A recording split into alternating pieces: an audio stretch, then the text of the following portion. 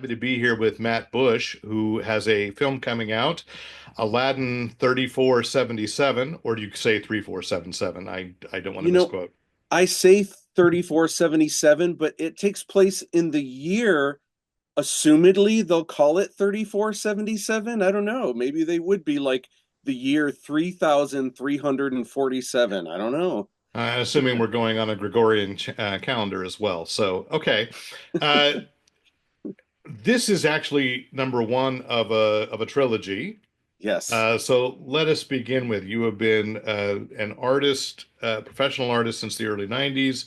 You are a college professor teaching art. You've got a YouTube channel, all this stuff. What led you to becoming a filmmaker?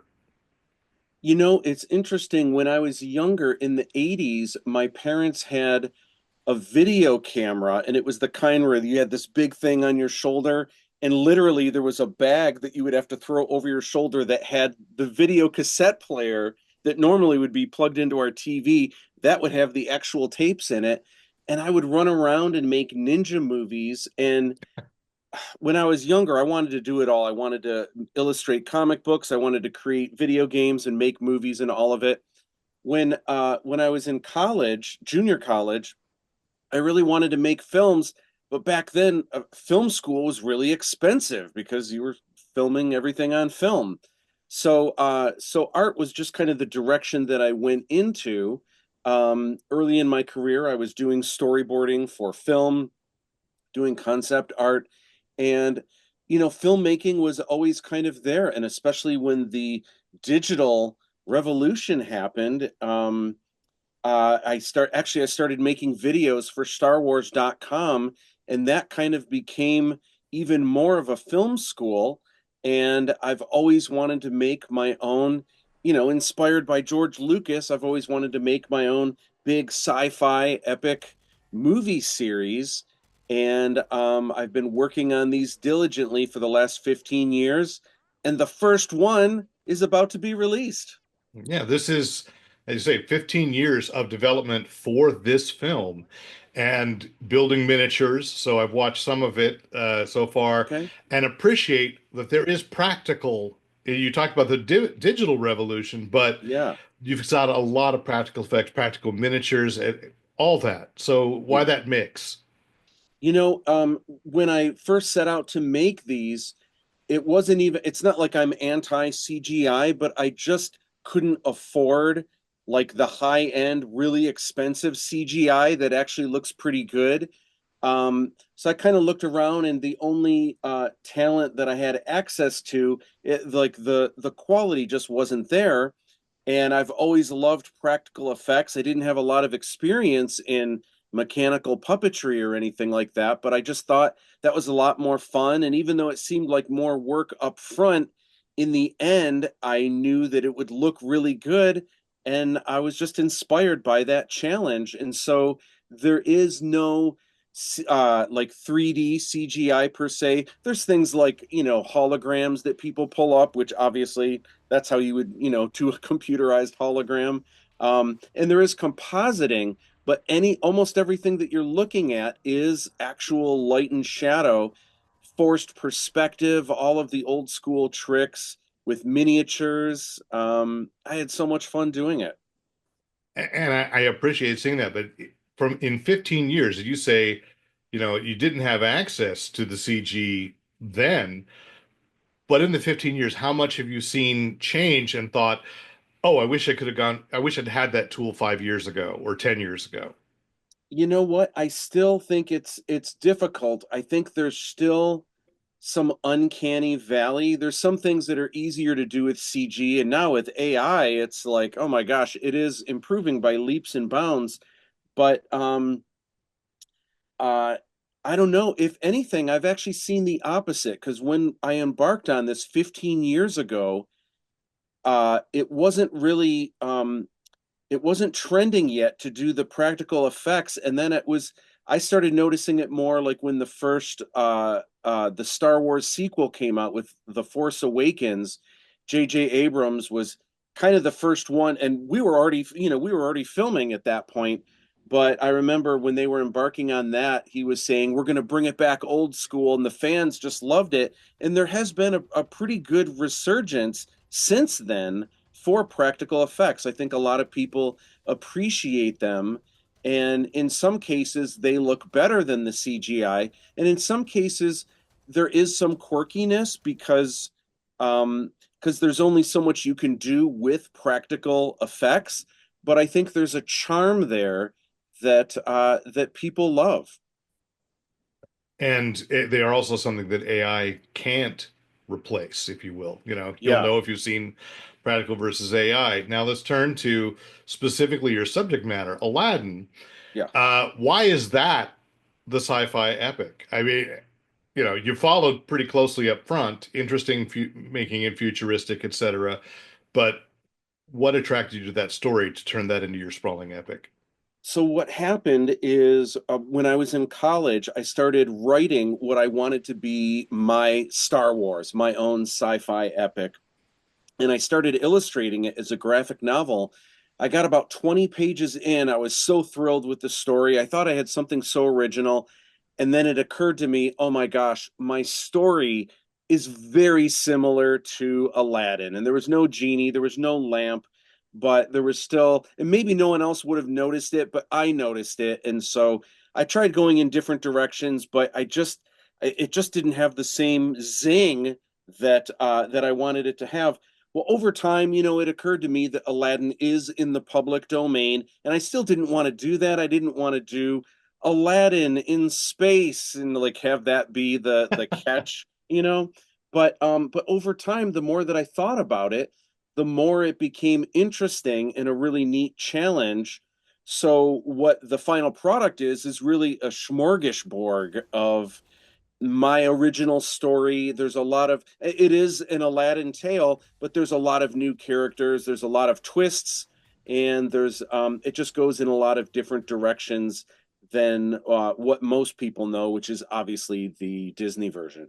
Yeah, and you've said it in the far future, but you've really gone back to the origins. As you mentioned, it's in East Asia, where the original Yes. tale comes from China, but we know it as the Middle East Yeah. because of Disney, because of, I'm sure, others. I grew Sure, up. sure. And it's interesting that the names are all Arabic, but in every version you can find of Arabian Nights, it does take place in China, and Aladdin is Chinese. Yeah. So, and why specifically? I love that the year is 3477 because in terms of future, that's not a date you pull out, she's like 2525 or something, really. Yeah. That's an odd year. I So don't know why. I have a great story for that. So when I started writing this, I didn't know what I wanted the year to be yet. I knew I wanted it to be a year, and this is before Blade Runner 2047. But there was a comic book when I was a kid called Spider-Man 2099 Hmm. that I thought was a really neat title, and so I wanted it to be Aladdin and then the year. Well, because I didn't have the year yet, I just needed a number, and I would kind of figure out what year it would be later. So I'm an honorary member of the 501st Legion of Stormtroopers. So, in order to be a stormtrooper, and I was the first artist to have their armor and everything, but they needed a TK number. They needed a four-digit number. So, my birth year was already taken, and I was trying to think what's a good four-digit number. I couldn't think of one, so I just took my name, Matt. If you take each letter and turn it sideways, the M kind of looks like a three, the A looks like a four, the two T's look like seven and seven. So my TK number is TK3477. So just on a whim, I was like, I'm just going to call it 113477 for now. Once I have the story developed and I figure out the technology, I'll figure out a better year. So I wrote the script and I was like, okay, I need to change, this title.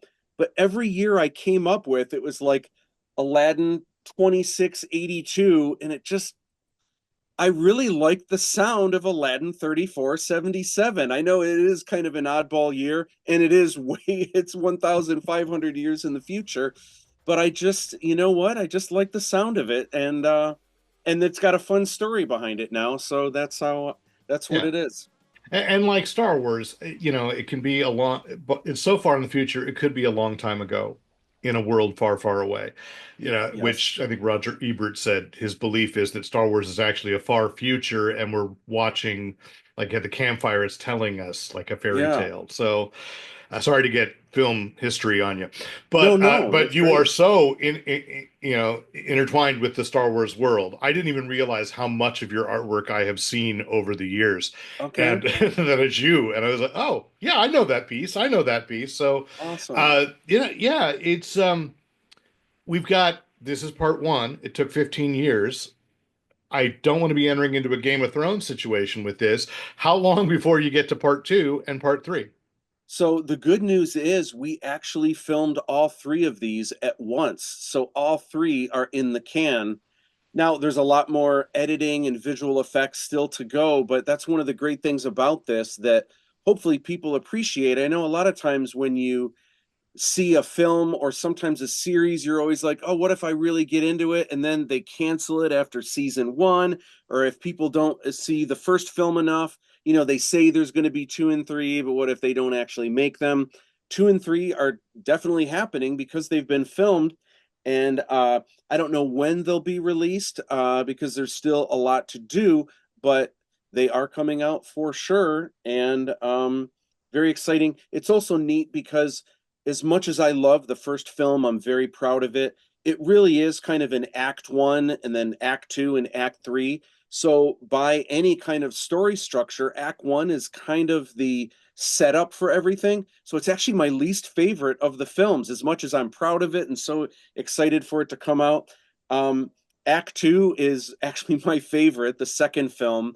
And Act Three is my second favorite. It's also very explosive. Act Two is when everything turns upside down, and it's just a really, really fun, crazy, a little bit darker, a lot of bit funnier. I can't wait. But I'm really excited for January 3rd Yes, when the first one and it drops. hits video on demand. It'll be on Apple TV. It'll be on Prime. I'm sure Hmm. other outlets that I don't usually go to, Yeah, but yeah, quite a few. but all over the place. So, and it is almost like it sounds like part two is your Empire Strikes Back. So again, you are following in the Yeah, complete Star Wars footsteps. yeah, Well, yeah. Matt, it looks great. I love the kinetic energy you brought to this idea. And whoops, oh my gosh, see, there we go. People, I forgot his name. I know Fidgy. he, It's okay, Fidgy. And Fidgy.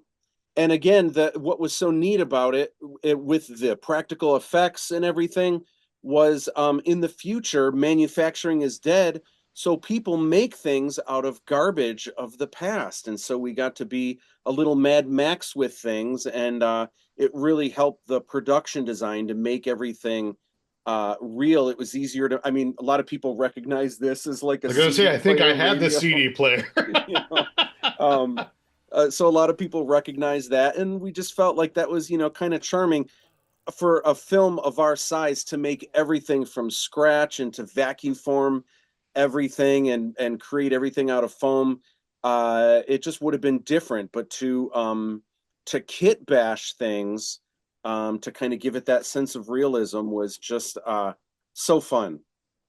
I love it, and I'm waiting for January 3rd because Awesome. this will hit, and I think people are going to love this film. So thank you so much for the time today, Matt. Yeah, absolutely. Thank you.